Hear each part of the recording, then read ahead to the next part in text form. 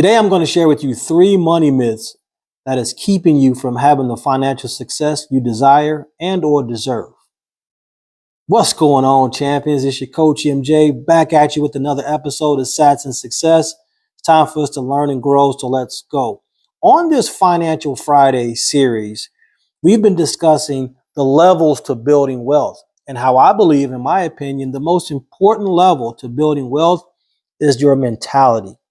What you've been taught, how you think, how you perceive money to be. And there are several myths. We're going to discuss 3 here on today, but there are several myths about money that feed right into what we've been talking about in terms of reshaping your thinking, reshaping your mentality, and making sure you have the right mentality when it comes to building wealth. Because these 3 myths are the things that are handcuffing a lot of you, the thing that is holding a lot of you back from having the type of financial success you desire and, better yet, deserve. So let's debunk these myths. Make sure you stay to the very end because I want you to get all 3, not 2, not 1, all 3. All right. The first myth that we're going to debunk here on today is that all debt is bad debt. That's not true. All debt is not bad debt. In fact, savvy investors, they leverage debt to make a ton of money. Now, I'm not talking about those who are leveraging the stock and crypto markets. You can actually, if you have a margin account, you can borrow stocks, you can borrow crypto assets, tokens to then make a ton of money. But guess what? You can also get wiped out. These liquidation events, especially in the crypto markets, happen often. And you play with leverage. You can make a lot of money. But oh my goodness, can you get wiped out quick, fast, in a hurry? So I'm not talking about leveraging the stock market or the crypto market. It can be done. And if you're savvy enough, you can make a ton of money. For this example of leveraging debt and how savvy investors leverage debt, I'm going to give you a real estate example because we all understand real estate and how it works. But let me show you how we leverage debt in the real estate game. All right. Let's say I want to buy a property to rent out. $250,000 property. For easy math, let's say I'm paying 5% interest. So I go to the bank. They're going to require me to give them a down payment. And so I go to the bank, take my down payment. I'm going to borrow money at 5%. And my goal is to get 12% off of the rental income that I make. Okay. Now, you got to understand this as well. When you go to the bank and you go buy a home, people say, oh, I just bought a home. They go and put their down payment down. They bought a home. You don't own the home. Okay. That down payment does not give you home ownership. It gives you home control. You get to control that asset. The bank is still the lien holder. They're first in the pecking order. So if you default on your loan obligation, they're coming to get that home. All right. That down payment buys you control over the asset, not ownership. Okay. But once I control the asset, then I can put a renter in there and I'm going to take, let's say I said, I want to make 12% off of the rental income. I give the bank back the 5%. The 7% I get to keep as my profit. Now, if I do that for 1 property, then 2 properties, and 3 properties, that 21%, that's a nice return on my my money. That's a nice ROI on my money, right? This is how you leverage debt. This is why we say that all debt is not bad debt, because I leverage debt in a good way to make money. This happens all the time. All the time. And you got big corporations out here, they're able to borrow money at much cheaper rates than you and I are able to borrow money at. And so this is one of the main reasons why housing is so unaffordable these days. Okay. But let me get into the next one. Next myth that we have to debunk. It takes money to make money. It doesn't take money to make money. It takes ideas to make money.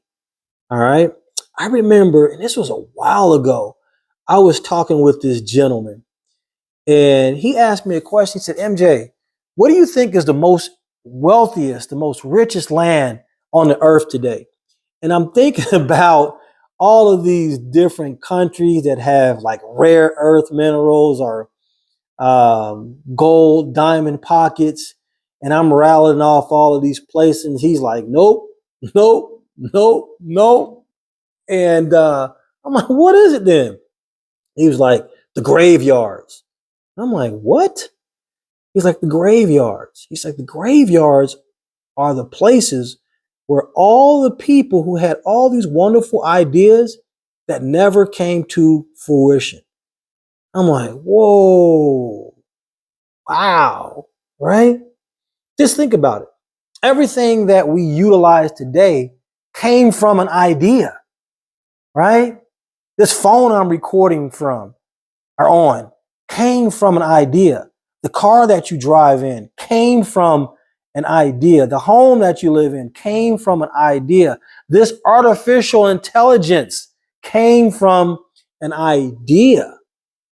That's what makes money. And many of you are out here hustling to make money so you could start the thing that you have an idea about when you already have the idea to make you the money you need. You got a great idea and you can just have you can't have a horrible, decent plan, a business plan. But if you got a great idea and you've got just a good business plan, oh man, the money will find you. The money will find you. You got to get out a little bit, but the money will find you. You have investors, you have venture capitalists. They would love to make money off of some of the ideas that many of you already have. Okay, so it does not take money to make money. It takes ideas to make money. And many of you champions already have great ideas that can make you a ton of money. All right, let's debunk this last myth because this is the biggest one of them all. This scripture is misquoted more than any scripture ever in the Bible. 1 Timothy 6:10. For the love of money is the root of all evil. And people take the love part out and say money is the root of all evil. It's not true. Money is not the root of all evil. Money is amoral. Money is neither good nor bad. It's just a tool. That's it. But yet people use this misquoted scripture to justify not putting in the time, effort, and energy to make more money or to learn more about money. Yeah, listen, if you love money so much that you would lie, cheat, steal, kill for it, yes, that's evil. And that's going to lead you down a path of destruction.